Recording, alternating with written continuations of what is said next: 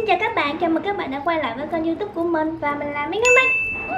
Thì trong cái thời gian này mùa dịch nó đang hoàn hành rất là nhiều nên mình cũng không có dám đi đâu chơi hết. Nên một thời gian mình ở nhà quá lâu nên mình không biết làm cái gì. Mình suy nghĩ là mình để làm cái gì đó có ích. Thì mình đã suy nghĩ là mình sẽ tập ở nhà mình may khẩu trang thử xem. Bởi vì khẩu trang bây giờ mình nghĩ là nó rất là khan hiếm đúng không? Mình nghĩ là mình sẽ tập may những chiếc khẩu trang để có khi là mình sẽ cần sử dụng tới. Vậy thì mình quyết định cái video lần này mình sẽ hướng dẫn các bạn may những chiếc khẩu trang thật là đơn giản. Và nếu các bạn nghĩ video của mình hữu ích thì các bạn hãy cùng xem video của mình nha.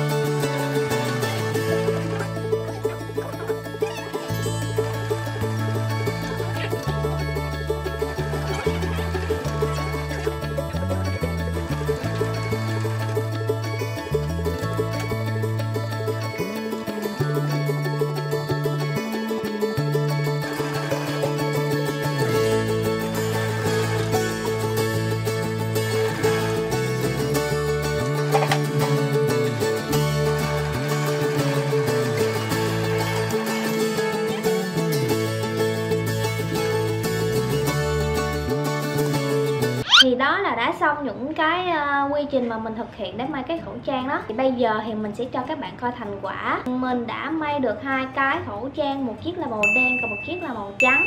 Bởi vì mình thấy 2 cái màu đó rất là dễ phối hợp với những trang phục khác nhau, nên mình nghĩ là mình sẽ may 2 màu đó. Và đây chính là 2 sản phẩm mình đã tạo ra. Đây là một chiếc màu đen là mình đã quay trong clip cho các bạn xem á. Và còn lại là một chiếc màu trắng. Thì 2 cái khẩu trang này mình may chỉ có trong vòng là 10 phút thôi. Nên mình nghĩ là nếu mà hàng ngày mình không có gì làm, mình có thể bỏ 10 phút ra để mình may những cái chiếc khẩu trang này. Thì có thể là những lúc mình sẽ cần đến nó đó. Vậy thì bây giờ mình sẽ đeo thử cho các bạn xem cái khẩu trang vào trong khuôn mặt của mình thì nó sẽ như thế nào nhé.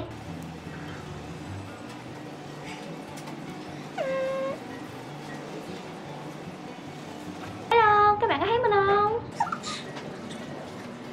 Thì đó là cái khẩu trang mà mình đã tìm hiểu và đã may ra nó. Và mình nghĩ mình có thể may ra rất là nhiều cái nữa. Và nếu các bạn đã may xong những chiếc khẩu trang này thì các bạn đừng có đeo liền, mà các bạn phải đem giặt. Mình nghĩ là phải giặt với nước nóng. Mình thì mình giặt với nước nóng và mình đem ngâm muối luôn. Thì mình sẽ diệt được một số vi khuẩn. Bởi vì những tấm vải này là mình may ra từ những bộ đồ cũ mình bỏ trong một xó tủ á, nên rất là nhiều vi khuẩn nó vây quanh. Nên mình sẽ may xong thì mình sẽ đem giặt nó. Nhớ là phải giặt bằng nước ấm và pha thêm muối nha các bạn. Thì video này của mình là mình chỉ muốn nói như vậy thôi. Tạm biệt các bạn và hẹn gặp lại các bạn trong những video tiếp theo của mình nha. Bye bye.